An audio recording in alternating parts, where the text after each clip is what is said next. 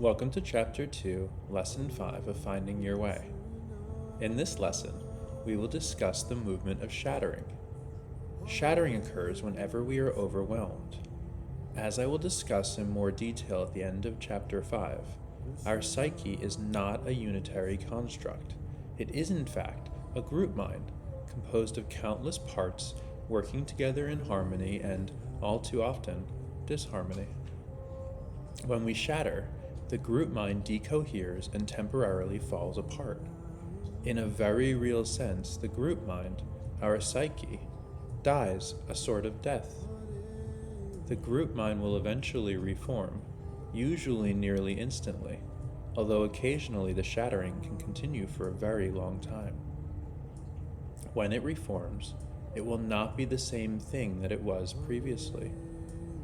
The newly formed group mind will be presented with a new choice of whether to seek, hide, cling, or shatter in the moment.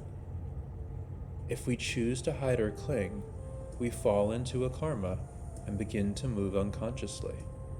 If we choose to shatter again, we may begin a cycle of ongoing shattering.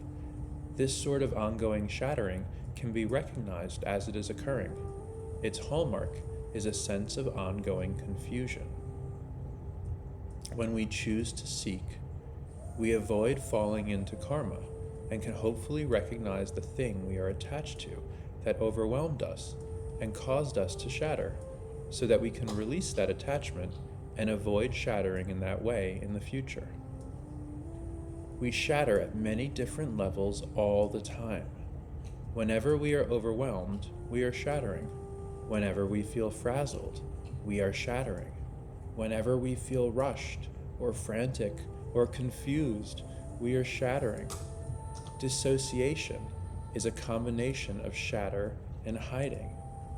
As I will explain further in Chapter 16, most of us quite literally shatter in the space between every moment. In general, most of us do not consciously choose to hide or cling or shatter. As a result, we need an interruption to our current personality in order to allow us to unconsciously choose into hiding or clinging. That interruption is shattering. Much of the process of spiritual growth is recognizing moments of overwhelm, moments when we are shattering, and consciously choosing instead to seek. Shattering, in its essence, is both a crisis and an opportunity. While it may initially seem daunting, it is a crucial part of our spiritual evolution. It's a moment where the old self disintegrates, allowing for the possibility of a new, more enlightened self to emerge. This process can be likened to the metamorphosis of a caterpillar into a butterfly, a complete transformation that requires a temporary dissolution of the former self. It propels us out of our comfort zones, giving us an opportunity to confront our strongest unconscious reactions and our deepest fears and insecurities. In doing so, it paves the way for profound personal development and spiritual growth. Shattering is not necessary for growth. Ultimately, you will learn ways to integrate new learning through the pathway of grace rather than through shattering.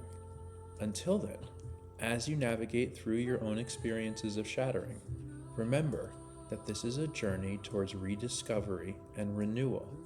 Each moment of overwhelm, each instance of feeling frazzled or confused, is an invitation to grow, to learn, and to transform. Shattering largely occurs when reality does not conform with our desires and we lack the equanimity to remain non-reactive. It is that failure of equanimity that results in shattering as we allow our attachments to overwhelm us.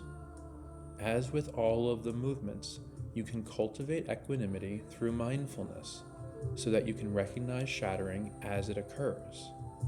You can then face the triggers that cause you to shatter with inquiry, courage, and compassion. Try to avoid allowing yourself to shatter repeatedly from the same triggers. Like everything else, repeated shattering creates conditioned habit patterns in the mind that make it easier to shatter in the future under those circumstances. As with all such conditioned patterns, witnessing the pattern with equanimity is often enough to let it go. I'll now transmit to you an energy to help you better recognize shattering as it happens or soon after, so that you can begin to notice the moments that trigger shattering for you.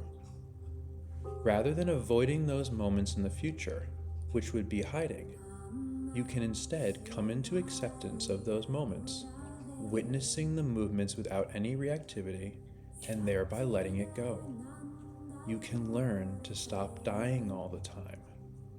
Here is the transmission. Perceive shattering as shattering.